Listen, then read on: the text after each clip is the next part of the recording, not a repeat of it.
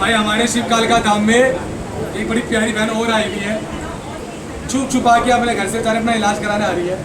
अभी मुस्कुरा रही है, नाम हम लेंगे नहीं, चेहरा हम दिखाएंगे नहीं, पता लग रहा है कोई देख ले सास ससुर कलेश करते तो कहाँ चले गए। धाम में भी आने के लिए लोगों को थोड़ा छुपाना पड़ता है, पीछे ले शांति बनाए रखिए। बहन ऊँचे सवार में बोलो, कौन हो आपका नाम क्या है? नाम नहीं बताऊंगी, चलो कर रही। रोहिणी से आई है मेरी बहन, दिल्ली उत्तम नगर में। रोहिणी से आई, कैसे आई मेरे पास बहन? यूट्यूब पे फेमस हो गया तुम्हारा भाई, पॉडकास्ट देख देख के मेरी बहनें प्यारी प्यारी आ रहे हैं। और आप लोगों की दुआ से मुझे दूर दूर और बुला रहे हैं, मैं जा नहीं पा रहा हूँ, टाइम ही नहीं मिल पा रहा। मेरी बहन एक यूट्यूब के माध्यम से, पॉडकास्ट के माध्यम से मेरे पास आई है। बहन क्या समस्या लेके आई थी? 7 साल से बुखार। चेकिंग किसने करी थी? आपकी गुरु माता ने करी थी। तो क्या बताया, तंत्र बताया था आपको? 7 साल से क्या हो रहा था आपको? रोज बुखार चढ़ जाता था। ये 7 साल से रेगुलर था? 99 हल्का रहता था बुखार। उसके बाद आधा घंटा खड़े, वीकनेस रहती थी बॉडी में। तेज बोलो। आंखें बंद रहती थी, आंखें बंद चढ़ी चढ़ी आगे रहती थी, होशी से छाई रहती थी, उठ नहीं पाते थे, बिल्कुल से नहीं ढीला डाला पड़ा रहता था। बोलने का मन करता था, ना किसी की आवाज सुनने का मन करता ना बोलने मन करता था, ना किसी की आवाज़ सुनने मन करता था। उसके बाद किसी डॉक्टर को दिखाया, आपने दवाई ली? 7 साल से सारे वैद्य, सारे डॉक्टर के साथ फिर डॉक्टर बताई भी थी, होम्योपैथी सब कर लिया। और बहुत सारी टेस्टिंग करा। कितने पैसा लग गए इन चीज़ों में बहन? लाख लाख रुपए रुपए लग गए मेरी प्यारी बहन आपके। उसके बाद बस वीडियो देखो, आपने वीडियो देखी हमारी, तो बस वही विश्वास हो गया। विश्वास और गुरु माता ने चेकिंग करी। गुरु माता ने जो चेकिंग करी उसमें आपको बताई कि आपके साथ समस्या है, तंत्र क्रिया है, और आपको फील होता था कुछ ना कुछ तो गड़बड़ है। 7 साल से आपको डॉक्टर ने टाइफाइड बताया था? नहीं बताया। क्या बताया था? टेस्टिंग में कुछ नहीं आता। तो बुखार रहता था 7 साल से। टेस्टिंग में कुछ नहीं, टेस्टिंग मैंने ऐसी कोई टेस्टिंग ना कराई। जो ऐसे टेस्ट जो आपने नहीं कहा सब बड़े बड़े टेस्ट करा लिए। 7 साल से बुखार नहीं होता। आप कितनी हाजिरी दी है धाम में आपने? मैंने 7 हाजिरी दी। 7 हाजिरी दिया, आज 8वीं हाजिरी है। तो अपने को पहले मतलब पिछले शांत हो जो 7 के बाद ही बीमारी पकड़ में आ गई। 7 की बारी बीमारी पकड़ में आ गई भाई। क्या बताया डॉक्टर ने? टाइफाइड बताया। उसके बाद और फिर मैंने इलाज कराया, तो ठीक है, कल टेस्टिंग करा कर कल टेस्टिंग कराई तो वो बीमारी खत्म हो गई। बहुत बढ़िया, मुझे फील लग रहा है। अब ठीक हो। 7 से 8 हाजिरी में आपके 7 साल पुरानी क्रिया, या जो गुरु माँ ने बताई 13, 14 साल, 22 साल पुरानी क्रिया, वो कटी है। और आपको ये पता है कि आपके ऊपर तंत्र करा जा रहा है। किसने करा ये भी पता है, और हम नाम नहीं लेते बहन, नाम बोलते। गुरु माँ ने चेकिंग करी, तंत्र बताया, गोले के हवन कराया। आपका हर बार गोले का हवन होता है। इस हवन में आप 2-2, 4-4 घंटे वेट करती हो, या उससे ज़्यादा भी वेट कर रही हो। आपने बहुत धैर्य रखा है।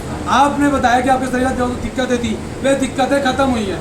धाम के बारे में, गुरु मंत्र के बारे में हमारे बारे में क्या कहना चाहोगे भाई?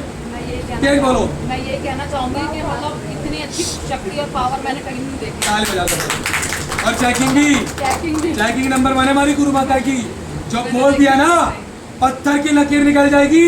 डंकी की चोट में बोल रहा हूँ। जहाँ पे हम 1 मिनट, जहाँ पे हम हार जाते हैं ना चेकिंग में, वहाँ अपनी माँ को बोलते चलो गुरु माता चेक करके बताइए कहाँ फंस रहे हम।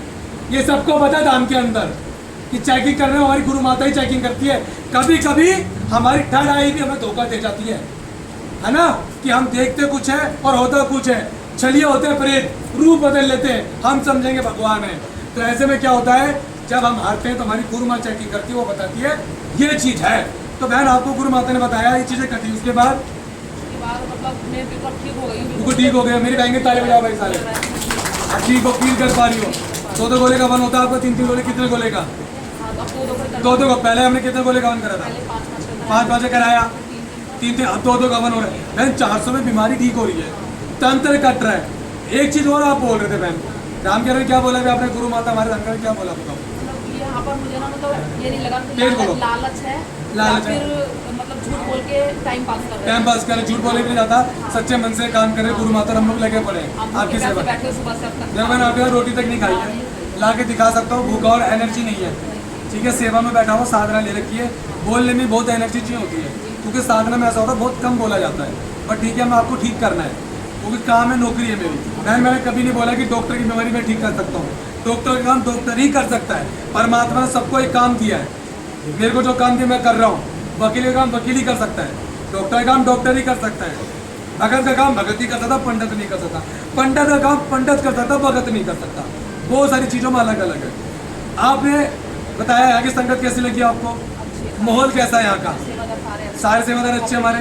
कोऑपरेट करते हैं, सब प्यार से बात करते हैं। हाँ मैं एग्रेसिव रहता हूँ भाई, क्योंकि मेरे सवारी रहती है बहन। शायद किसी लोगों ने देखा पे वो धाम में लास्ट में मेरे सवारी आई थी, बहुत विकराट रूम में। उसके बाद माँ ने बहुत समझाया, घर पे भी देवता को बुला के भाई ऐसे बच्चे पे नहीं आना है, क्योंकि अब देखो छोटा बच्चा मेरे पास बैठा हुआ है, इस तक पे सवारी आती है, 15-16 साल का है, और ये चेकिंग बहुत अच्छी कर रहा है आज की डेट में।